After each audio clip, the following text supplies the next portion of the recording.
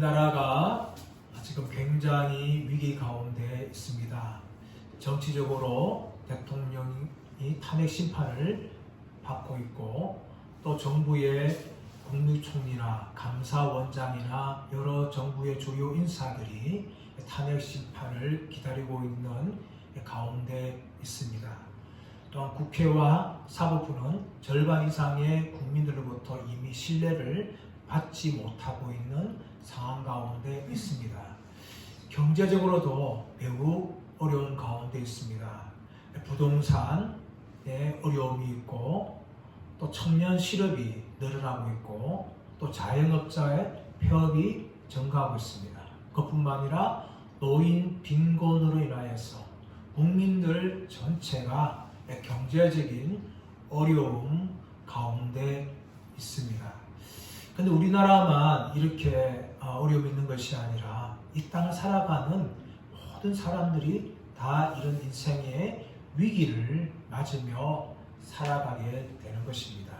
위기를 영어로 크라이시스라고 하는데, 위기에는 두 가지 의미가 있습니다. 하나는 위험이고 또 하나는 기회입니다. 위기란 위험과 기회를 동시에 가지고 있습니다. 위기를 당하면 먼저 위험이 찾아옵니다. 하지만 이 위험을 잘 극복할 경우에는 또 다른 발전할 수 있는 기회를 받게 되는 것입니다. 우리가 사도행전 말씀을 살펴보면서 사도들이 복음을 증거할 때에 끊임없는 위기가 계속되는 것을 보았습니다. 그들이 예수 그리스도의 죽으심과 부활의 복음을 증거할 때에 핍박과 박해와 감옥에 갇히는 이런 위기를 계속해서 당하였습니다.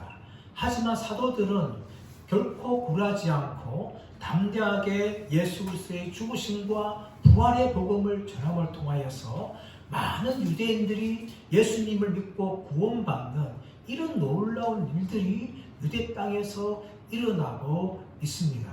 하지만 이런 사도들의 노력에도 불구하고 그들에게는 계속해서 위기가 찾아오고 있습니다.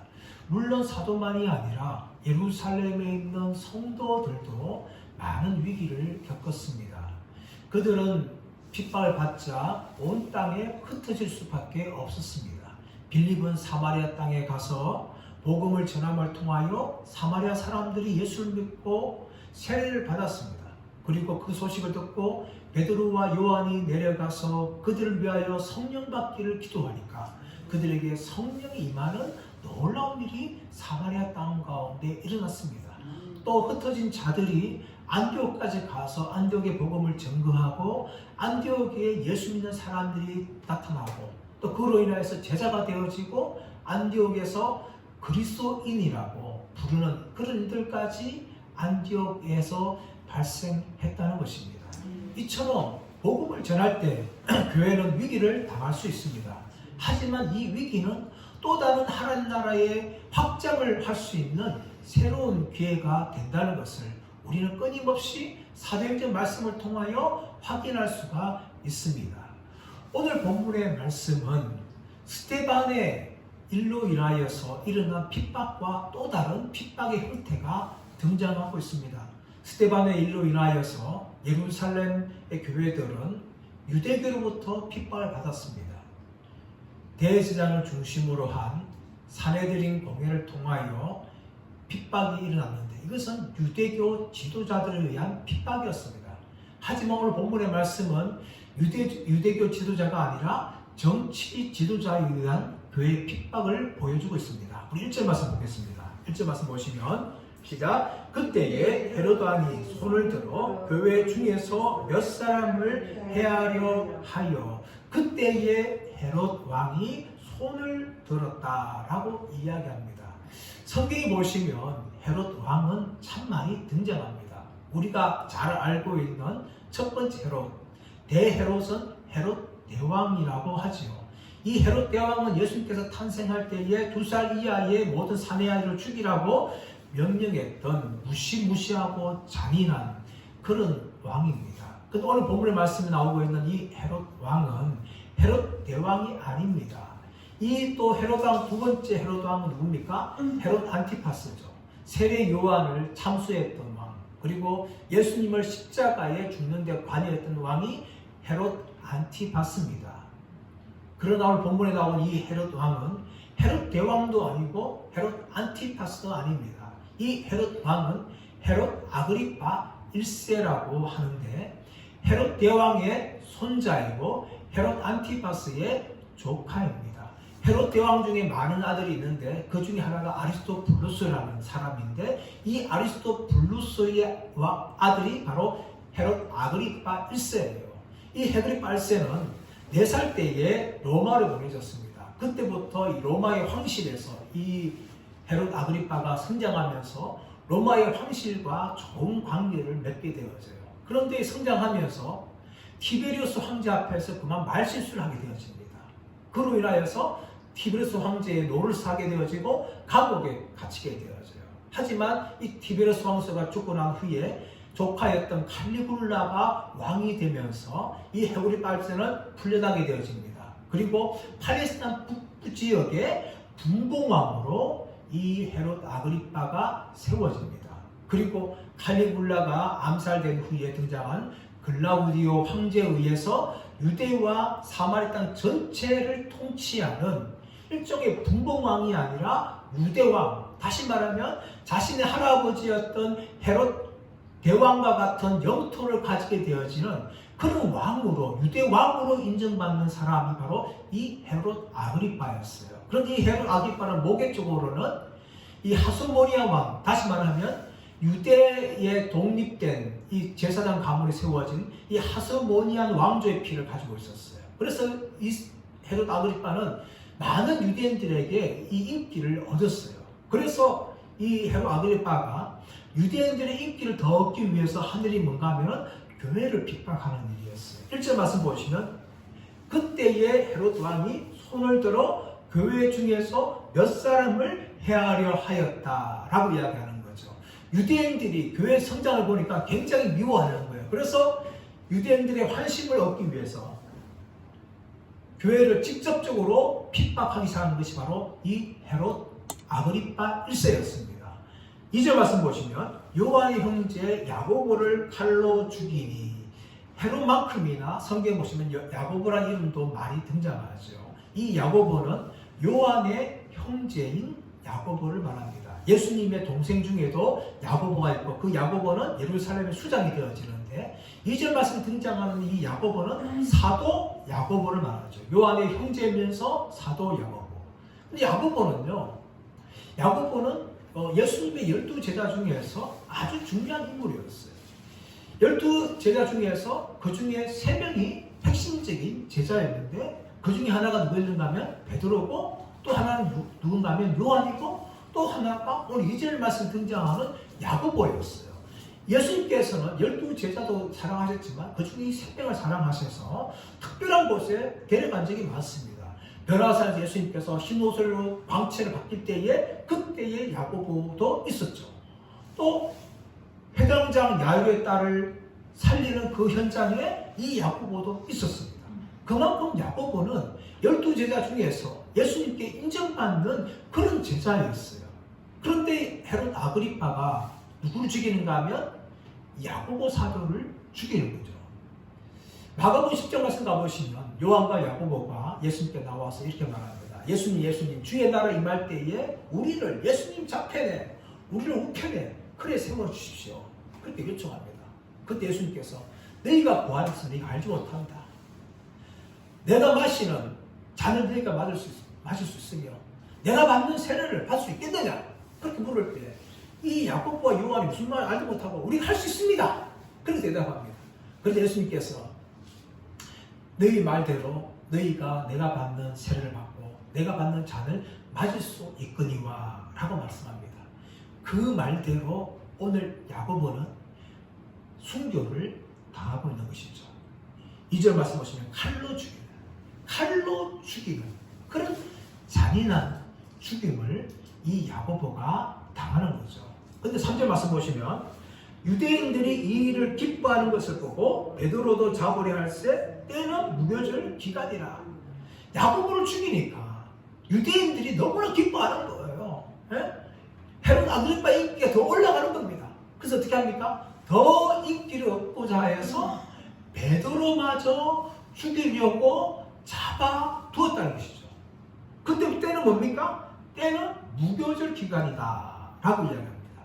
유대인들은 3대 절기가 있는 것을 우리가 많이 배웠습니다. 유교절이라고 하고는 무교절, 그리고 오순절이라는 맥추절, 그리고 장막절, 초막절, 이 세 가지 이 절기가 있는데 가장 처음에 시작된 게 뭔가 하면 이 무교절이에요. 무교절은 6월절 후에 시작되어지는 일주일 동안 기간을 무교절을 말하는데 6월절과 나머지 7일 다 합쳐서 통틀어서 무교절이라 부르기도 하고 6월절이라도 그렇게 부르기도 합니다. 때는 무교절 기간이다.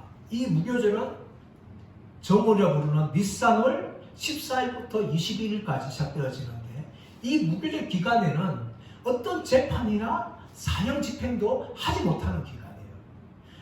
헤롯 아그리빠가 이 무교절 기간에 시작되기 전에 베드로를 잡았어요. 왜 그럴까요? 무교절 기간이면 많은 사람들이 예루살렘에 모이게 되는 거예요.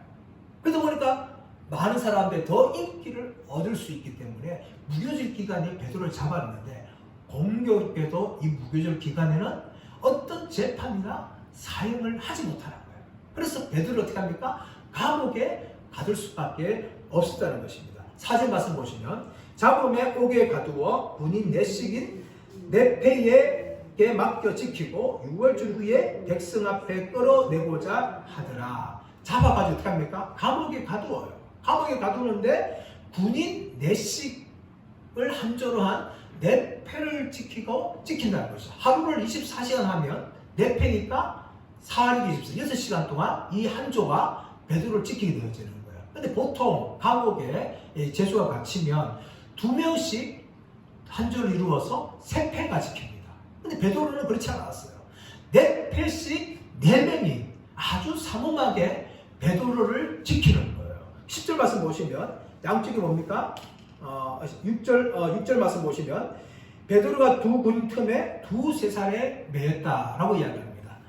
4명이 지키는데 베드로 양쪽에는 뭡니까? 쇠사슬로 묶는 거예요. 그래서 베드로가 빠져나올 수 있는 도저히 방법이 없는 거예요. 왜 이렇게 삼엄을 지킬까요?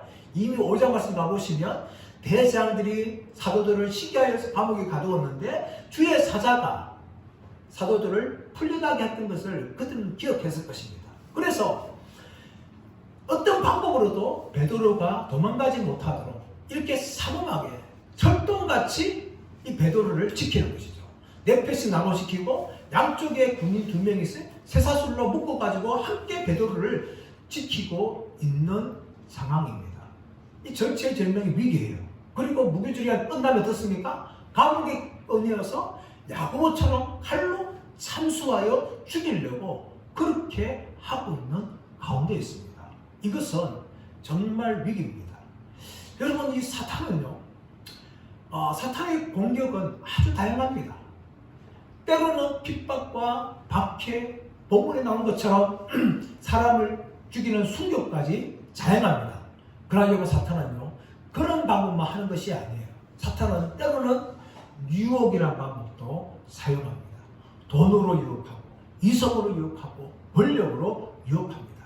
사탄은 누구나 잘 아는 거예요. 강한 방법이 안 되면 이렇게 유혹의 방법을 통하여서 많은 그리스도인들과 또 지도자들을 공격하여서 수많은 사람들이 이 사탄의 화살에 맞아서 넘어지는 경우가 지금도 발생하고 있습니다. 초대교회에서는 사탄은 이렇게 핍박과 박해를 통하여서 순교를 통하여서 교회를 공격하고 있지만 오늘날 이 시대는 전 세계 보게 되어지는 이런 순교가 계속되고 있고 또 평안한 지역에서는 수많은 유혹의 방법을 통하여서 교회를 공격하고 교회를 무기력하게 하고 있는 것을 우리가 볼 수 있습니다. 이제 야고보가 죽었습니다. 그리고 무교절 후에는 베드로마저 죽을 수 있는 정말 절체절명의 위기입니다. 야고보도 예수님의 수제자 중에서 중요한 사람이 있는데 베드로는 더 중요한 사람입니다. 12 사도 중에서 가장 대표적인 사람이 베드로인데 이 베드로만 준비되어지면 예루살렘 교회가 어떻게 될지 아무도 장담할 수 없는 그런 위기 중에 위기 가운데 놓여 있는 것을 본문은 우리에게 보여주고 있습니다. 그렇다면 이런 위기 속에서 교회가 무엇을 하고 있을까요? 우리 5절 말씀 보겠습니다. 5절 말씀 5절 말씀 읽겠습니다. 시작. 이에 베드로는 옥에 갇혔고 교회는 그를 위하여 간절히 하나님께 기도하더라. 이에 베드로는 옥에 갇힌 상황이에요. 베드로는 옥에 갇힌 상황이에요. 그런데 교회는 그를 위하여 간절히 하나님께 기도하더라. 교회가 하는 일이 무엇이었습니까? 기도였습니다. 매튜 헨리라는 유명한 청교도 신학자는 교회의 기도와 눈물은 교회의 무기다. 그렇게 말을 한 적이 있습니다. 위기 때에 예루살렘 교회가 한 것은 무엇인가 하면 기도하는 것이었어요. 기도는요, 나약한 자의 한숨이나 무능한 자의 외침이 아닙니다. 기도는 무엇입니까? 기도는 하나님 앞에 우리의 문제들을 가지고 가서 하나님께 아뢰는 것이고 전능하신 하나님의 도움을 이 땅으로 끌어내리는 것이 바로 기도인 줄 믿습니다. 그래서 기도는요, 결코 나약하지 않아요. 기도는 무능하지 않습니다. 기도는 교회가 하나님 앞에 할 수 있는 최선입니다. 최선. 그것이 바로 기도라는 것이죠. 그러므로 교회는요, 위기 때 해야 할 일은 바로 기도입니다. 기도. 오늘 예루살렘 교회도 바로 이 위기 때에 하나님께 기도하고 있어요. 그리고 기도한다는 것은 우리의 믿음을 하나님 앞에 고백하는 것입니다. 정말 우리가 믿음 있느냐, 믿음 없느냐는 언제 찾아내는가 하면 위기 때입니다. 위기 때 다 드러나는데 믿음의 사람들은 위기 때에 하나님 앞에 기도합니다. 하나님의 도움을 구합니다. 그러나 여러분, 믿음이 없는 사람은 위기를 만날 때 하나님 앞에 나아가지 않습니다. 다른 방법을 찾죠. 인간적 방법을 찾습니다. 유명한 사람을 찾아갑니다. 힘든 사람 도움을 구합니다. 성경에 보시면 이스라엘 역사, 유대 왕들 역사 중에서 정말 믿음 있는 왕과 믿음 없는 왕들의 모습을 보여줍니다. 믿음 없는 왕들이 참 많았지만 그 중에 한 사람이 누군가 하면 아하스라는 왕입니다. 이 아하스 왕 때에 에돔과 블레셋이 이 유다 아하스 왕을 공격하였어요. 많은 어려움이 있었습니다. 그런데 여러분, 이 아하스 왕이 위기 때 어떻게 하는가 하면 하나님께 나아가서 하나님 나를 구해주세요. 이 나라를 불쌍히 해주세요. 라고 기도하는 것이 아니라 아수르를 찾아갑니다. 아수르를 찾아가서 아수르 왕한테 종을 불쌍히 여겨 주옵소서, 위기를 당하였습니다 하면 종을 바칩니다. 근데 이 아수르 왕이 어떻게 합니까? 유다 와서 도와주는 척 하면서 오히려 유다를 더 괴롭히고 유다로부터 많은 조공을 받고 떠나가는 것이 바로 이 아수르 왕의 모습이었습니다. 사람 여러분, 우리가 위기 때에 하나님 얼굴을 구하지 않고 사람이나 다른 방법을 구할 때에 오히려 그들로부터 우리는 조롱을 당한다는 걸 잊지 말아야 됩니다. 정말 우리가 위기 때에 어떻게 되는가 하면 하나님 앞에 나아가서 우리는 도움을 구해야 돼요. 그 왕이 누군가 하면 아사 왕이었습니다. 아사 왕 때에 구스 사람 세라가 100만 군사를 데리고 유다를 공격합니다. 여러분, 얼마나 큰 숫자예요. 그때 아사 왕이 어떻게 하는가 하면 아수르라든지 다른 강력한 나라의 도움을 구하는 것이 아니라 하나님 나아가서 도움을 구합니다. 하나님이요, 하나님이요, 강한 자와 약한 자 사이는 주밖에 도울 분이 없습니다 라고 구하면서 하나님께 부르짖습니다. 그리고 싸울 때에 하나님께서 아사 왕의 큰 승리를 주셨다는 것입니다. 사랑하는 여러분, 우리가 위기 때 해야 할 일은 무엇입니까? 바로 기도인 줄 믿습니다. 기도는 성도들이 하나님을 향하여서 구할 수 있는 믿음의 표현이며 또 최선의 방법인 줄 믿습니다. 이렇게 예루살렘 교회는 베드로마저 죽을 수 있는 위기를 당한 이 절체절명의 위기 순간에 교회는 기도하였습니다. 그렇다면 여러분, 어떻게 기도하였습니까? 우리가 읽어보고 있는 이 5절에는 기도의 4가지 모습에 대해서 이야기하고 있습니다. 첫 번째는 합심하여 기도한다는 것입니다. 5절 말씀 보시면 교회는 그를 위하여라고 해요. 교회는 뭡니까? 성도 한 명을 이야기하는 것이 아니에요. 하나님의 백성들이 무리가 교회 아닙니까? 교회는 그를 위하여 하나님께 기도했다라고 교회 성도들이 모여서 합심하여 기도했다는 것입니다. 12절 말씀 보시면 여러 사람이 거기에 모여 기도하고 있더라 라고 이야기했어요. 여러 사람이라는 단지 한두 명이 아니라 많은 사람을 이야기합니다. 많은 사람들이 마리아의 집에 모여서 베드로를 위해서 기도했다라고 이야기하고 있습니다. 사랑 여러분, 위기 당할 때에 교회는 모여야 됩니다. 모여서 기도해야 돼요. 물론 우리가 정치인 목소리를 할 수 있어요. 그러나 그 이전에 해야 할 무엇인가 하면 교회는 모여서 하나님의 도움을 구하는 것입니다. 교회들이 모였고 여러 사람이 모여서 베드로를 위하여서 예루살렘 교회는 기도하였어요. 오늘날 우리 한국교회에 무엇이 사라지고 있습니까?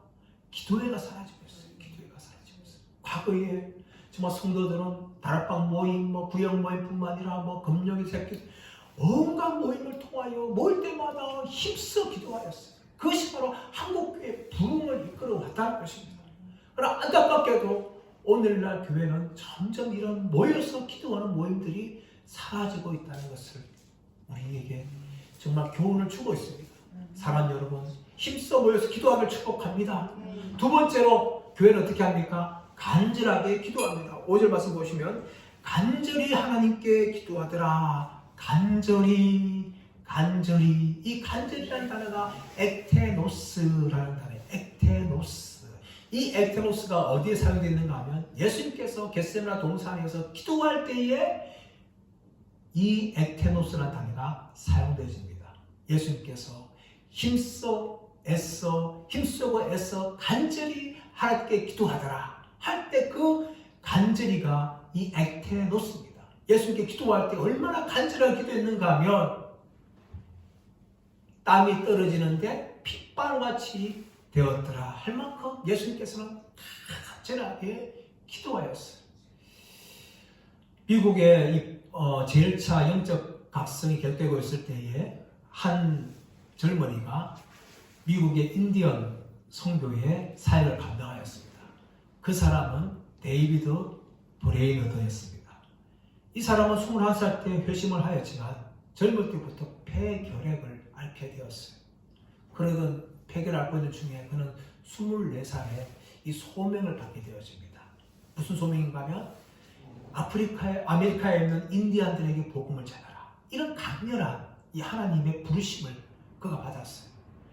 그가 받았을 때에 그는 자신의 약한 몸을 가지고 이 일을 감당할 수 있을까 걱정도 하였지만 숲속에 들어가서 추운 겨울이었지만 눈이 자욱하게 되는 거기에서 무릎을 꿇고 간절하게 기도했어요. 하나님, 이 사명을 나에 주시는데 내가 이 사명을 감당할 수 있도록 은혜를 주옵소서.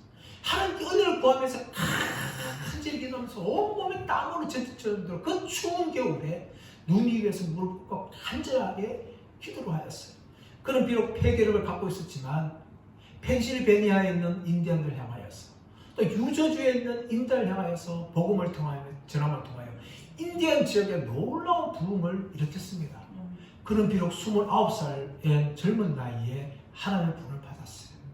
그걸 짧게 사역했던 그 3년 동안에 정말 아메리카 인디언들은 이 데이비드 브레이드를 통하여서 복음을 받게 되어지고 구원받는 놀라운 일들이 이 인디언 지역에 일어났습니다.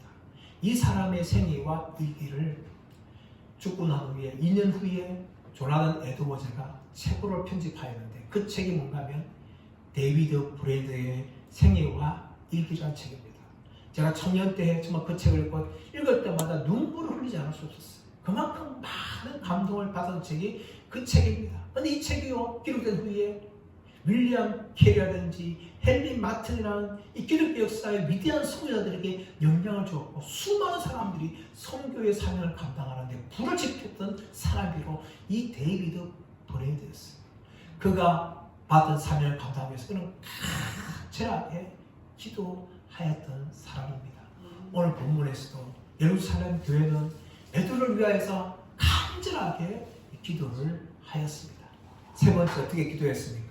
그들은 기도의 대상을 분명히 알고 기도하였습니다. 5절 하반절 말씀 보시면 하나님께 기도하더라. 그들은 하나님께 기도하였습니다. 여러분, 우리가 기도할 때에 간절하게 기도하는 게 중요해요.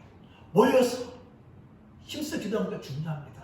하지만 더 중요한 건 무엇인가 하면 우리의 기도를 들으시는 하나님께 집중하여 기도하는 것이 더 중요합니다. 기도의 대상이 잘못되어지면 아무리 간절히 기도하고 힘써 모여서 기도하는 것조차도 아무런 소용이 없는 거예요. 우상에게 간절히 기도하면 뭐합니까? 많은 사람 모여서 기도하면 뭐합니까? 또 주문부문을 하면서 오랫동안 기도하면 뭐합니까?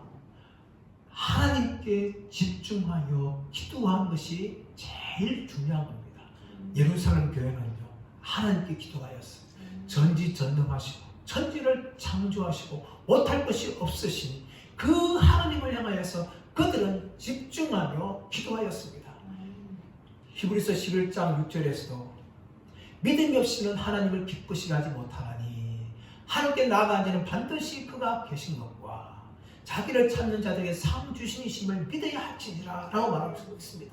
믿음이 없이 기쁘지 못하는데 그 믿음이 뭡니까? 먼저 하나님이 반드시 계신 것과 그 하나님이 계시고 살아계신 것을 믿고 기도하는 것이 중요하다는 거예요. 사랑하는 여러분, 우리가 기도할 때에 힘써 기도하고 오래 기도하길 바랍니다. 그러나 무엇보다 여러분, 우리의 기도를 들으시는 분이 나의 아버지시며 온 우주를 창조하신 전지전능하신 하나님이심을 믿고 기도하시길 바랍니다. 이것을 잃어버리면요, 아무 소용이 없어요.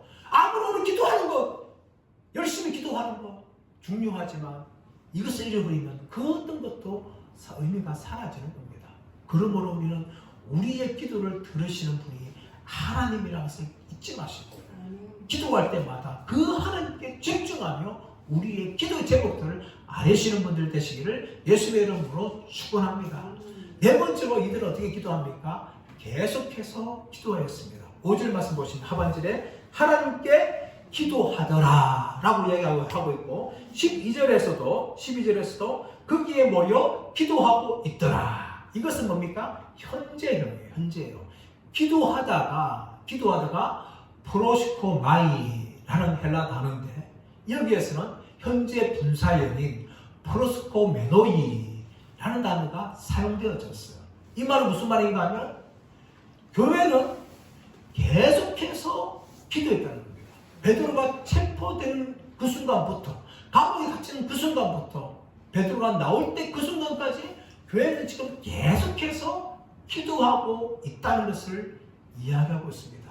사랑하는 여러분, 우리가 기도할 때 낙심하지 말고 기도하시기를 축복합니다. 데살로니가 5장 17절에서는 쉬지 말고 기도하라 라고 말씀하고 있습니다. 우리가 기도할 때 낙심하지 마시고 기도 응답이 있을 때까지 계속해서 쉬지 않고 기도하시는, 믿음으로 기도하시는 분들 되시기를 예수님의 이름으로 축원합니다. 이렇게 교회는 힘을 합하여서 간절하게 살아계신 하나님께 계속해서 기도하였습니다. 그러자 여러분, 놀라운 일이 일어납니다. 6절 이하 말씀 보십시오. 6절 말씀 보시면 헤롯이 잡아내려고 하는 그 전날 밤에 베드로가 두 군인 틈에서 두세 살에 매여 누워 자는데 파수꾼들이 문 밖에서 옥을 지키더니, 자, 옥을 지키고 있는 상황이에요. 7절 말씀 보시면 호련히 주의 사자가 나타나매 옥중에 광채가 빛나며 또 베드로의 옆구리를 쳐 깨워 이르되 급히 일어나라 하니 쇠사슬이 그 손에서 벗어지더라 라고 이야기합니다. 지금 베드로는 두 군인 사이에서 쇠사슬에 묶여서 있어요. 근데 7절 말씀 보시면 호련히 주의 사자가 나타났다 라고 우리 한글 되어 있지만 헬라어 성경에서는 어떻게 되는가 하면 카이이두라고 시작됩니다. 카이이두. 이 카이라는 접속사인데 그러나 이두 보라. 그러나 보라. 그러나 보라. 그럼 갑자기 뭡니까? 천사가 나타난 것이죠. 베드로는 지금 절망 가운데 이제 다음 날이면 죽을 수밖에 없는 그런 절망적인 상황 가운데 놓여 있어요. 그런 상황 가운데 실제는 어떻게 시작하고 있습니까? 그러나 보라. 이 보라가 영어로 behold, 다시 말하면 마리아가 있을 때에 천사가 나타나서 보라 처녀가 잉태하여 아들을 낳을 것이요 라고 했던 그 보라 라는 단어가 여기 사용되어 있으면서 그러나 보라 하면서 사도행전 7절에서는 호련히 천사가 나타나서 이 베드로를 깨우게 했는데 7절 말씀 보시면 또 베드로의 옆구리를 쳐 깨웠다라고 이야기해요. 여러분 이 베드로의 옆구리를 쳤다. 왜 베드로 옆구리 쳤습니까? 6절 말씀 보시면 베드로가 두 그림 틈에서 뭡니까? 두세 사람이 매여서 자고 있었어요. 여러분 지금 절체절명의 위기 아닙니까? 이제 다음 날이면 베드로도 자신이 죽는다는 것을 다 알고 있을 거예요. 무교절이 끝나게 되어지면 참수당할 것이다. 근데 베드로는 어떻습니까? 자신이 목숨이 위기가 분명히 닥쳐오는 그 순간 전날 밤에 잠을 자고 있는 거예요. 그 잠을 자는 것도 아주 고운하게 자는 겁니다. 어떻게 고운하게 자는가 하면은 이 천사가 쳐서 깨워야 할 정도로 베드로는 고운하게 자는 거예요. 어떻게 가능할까요? 저와 여러분이면 내일 이제 참수당하는데 이렇게 베드로처럼 죽을 수 있을까요? 이것은 베드로의 이 평안함을 보여주고 있는데 베드로는 자신의 목숨마저도 하나님 앞에 맡겼을 것입니다. 지금까지 예수 믿고 나와 함께 하시고 또 나를 통해서 또 사용하셨는데 나도 야고보처럼 내 목숨을 하나님께 드리겠습니다. 이렇게 다 맡길 수 있었기 때문에 베드로는 그 전날 밤에 평안한 가운데 거하였고 정말 깊은 잠을 자게 되는 것입니다. 사랑하는 여러분, 이런 평안이 저와 여러분들의 평안이 되기를 축복합니다. 우리 인생에 많은 위기가 있어요. 그러나 여러분 우리의 모든 염려와 걱정을 다 주께 맡기시기를 바랍니다. 그럴 때 이 베드로처럼 평안한 잠을 잘 수가 있는 거예요. 이 베드로 그렇게 모든 걸 다 주께 맡기기 때문에 평안함을 깊이 자고 있는데 이 천사가 옆구리를 쳐서 깨웠어요. 옆구리를 쳐서 깨웠다. 이 쳤다는 것은 파타소라는 단어인데 아주 세게 때렸다는 거예요. 이 베드로가 깊은 잠을 들었기 때문에 그냥 약간 베드로야 이렇게 불러서 일어나지 못하는 거예요. 천사가 어떻게 합니까? 옆구리를 팍 차니까 그제서 베드로가 깜짝 놀라서 잠을 깰 정도로 이 천사가 아주 세게 때려서 베드로를 깨웠습니다. 깨우고 난 다음에 어떻게 합니까? 급히 일어나라 명령하고 쇠사슬에 있는 두 손을 쇠사슬 다 벗깁니다. 그리고 8절 말씀 보시면 띠를 띠고 신을 신으라 하고 하늘 베드로가 그대로 따라하니 천사가 또 이르되 겉옷을 입고 따라오라 한대. 9절 베드로가 나와서 따라갈새 천사가 하는 것이 생시인 줄 알지 못하고 환상을 보는가 하니라. 이때까지 베드로는 자기가 지금 환상을 보는가 꿈인가 생신가 이게 헷갈릴 정도로 그런 상황이 있었어요. 근데 10절 말씀 보시면 이에 첫째와 둘째 파수를 지나 시내를 통한 쇠문에 이르니 문이 저절로 열리는지라. 이 마지막 쇠문에 이르니까 그 쇠문이 뭡니까? 저절로 문이 열리는 거예요. 이 쇠문은 시내로 연결되는 마지막 문입니다. 그제서야 베드로가 나와서 정신을 차리는 거죠. 천사가 떠나니까 11절 말씀 보시면 이에 베드로가 정신이 들어 이르되 내가 이제야 참으로 주께서 그의 천사를 보내어 나를 헤롯의 손과 유대 백성의 모든 기대에서 벗어나게 하신 줄 알겠노라. 이제 그제서야 베드로가 쇠문을 통과해서 나오니까 하나님이 천사를 보내서 자신을 구해 주신 것을 알겠노라 라고 고백을 하는 겁니다. 하나님께서는 베드로가 참수당할 위기 가운데 있을 때에 교회의 기도를 들으시고 천사를 보내시고 정말 철통같이 지켜지고 있는 그 감옥 속에서 베드로를 구해주시는데 이 감옥이 보통 어떤 감옥인가 하면 지하 감옥이에요. 지하 감옥. 사절 하반절을 써보시면 백성 앞에 끌어내고자 하더라. 끌어내고자 하는 건가 하면 위로 들어 올린다는 정말 도저히 빠져나올 수 없는 그 지하 감옥이었어.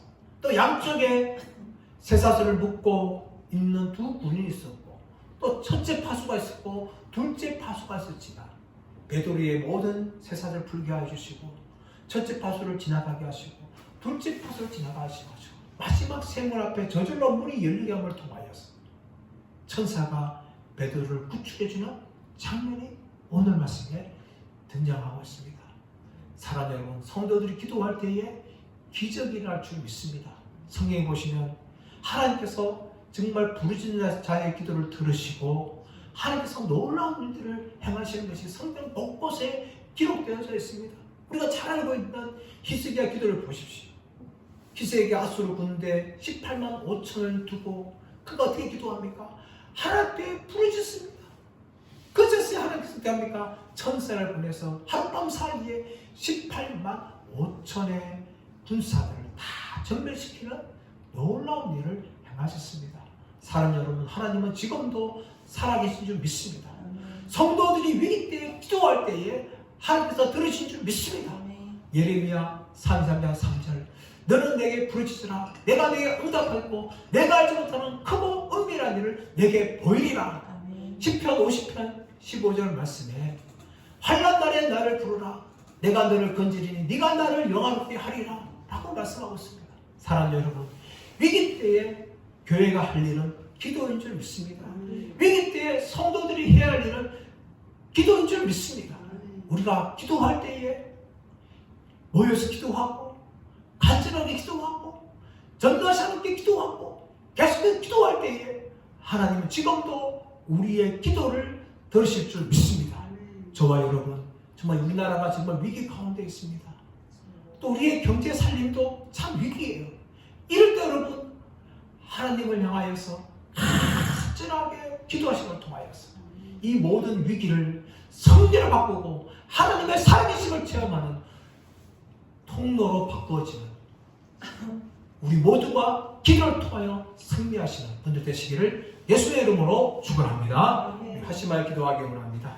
하나님, 우리나라가 정말 위기 가운데 있습니다. 이럴 때 아버지 하나님, 교회와 우리가 간절하게 기도하기 원합니다. 주여, 이 나라를 불쌍히 여겨 주옵소서. 우리의 기도를 들으시고 하나님 이 나라를 살려주시고 한국교회를 새롭게 하여 주옵소서. 또 우리의 어려운 상황 속에서 우리가 절망하지 않고 모든 명령을 다 주님께 맡기고 기도와 간구로 하나님께 구함을 통하여서 하나님의 살아계심을 경험할 수 있는 우리 모두가 되게 하여 주옵소서. 주여, 이 나라를 살려 주옵소서. 우리 하시마에서 한번 기도하겠습니다. 주여!